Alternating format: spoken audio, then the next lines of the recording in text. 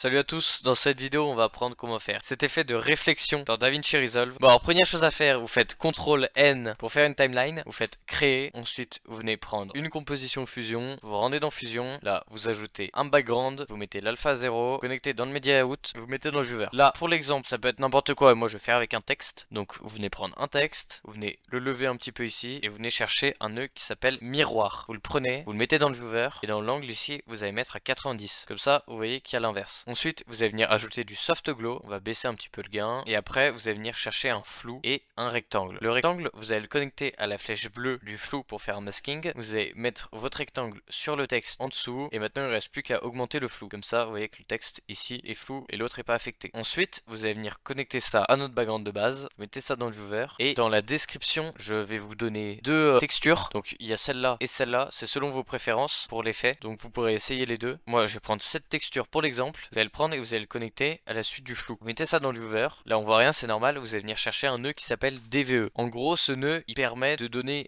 une illusion 3D dans un plan 2D. Typiquement si je mets le X à 90, là on le voit pas parce que il y a l'illusion qu'il est parfaitement droit. Regardez, si là je change un petit peu, vous voyez que là il y a cette illusion de profondeur. Maintenant vous venez augmenter la taille avec mouvement Y. Et là dans la merge vous allez venir chercher en dessous. Comme ça on voit notre réflexion de texte. Sauf que là ça rend pas très bien, donc pas comme on veut. Donc ce qu'on va faire c'est que on va venir chercher un brightness contrast ici qui doit être connecté qu'à notre shape. Vous allez cocher cette case et là vous allez faire en sorte qu'il y ait des parties très blanches et des parties très noires. Donc voilà, quelque chose comme ça. Et pourquoi on veut ça en fait? C'est parce qu'on va utiliser un mode de fusion dans la merge ici qui s'appelle dans opération multiplier. Et vous voyez que multiplier ce qu'il fait c'est qu'il prend les zones noires et il les enlève et il laisse que les zones blanches. Donc ici vous voyez que dans mon texte là on voit que les zones blanches. Sauf que ici ça rend pas très bien, donc ce qu'on peut faire c'est venir mettre ça là et là vous voyez que directement c'est beaucoup plus réaliste. Sauf que là vous voyez qu'on a dépassé dans l'espace 3D entre guillemets. Donc on va venir changer ça dans le miroir. On va venir là. Donc là vous allez prendre votre miroir et augmenter ça là, un petit peu collé au texte. Et là vous voyez qu'on a notre effet. Donc ce qu'on peut faire ensuite c'est ici mettre alpha à 0. Et là vous voyez qu'on a vraiment une scène de réflexion. Et donc c'est bien de faire ça en 3D, comme ça vous pouvez vraiment avancer dans la scène et il y a de plus en plus l'effet qui va apparaître. Donc là on peut tester avec l'autre texture. Donc vous glissez ça sur le média, ça vous propose de remplacer, vous faites OK. Et là vous voyez qu'on va devoir jouer encore avec notre texte. Donc là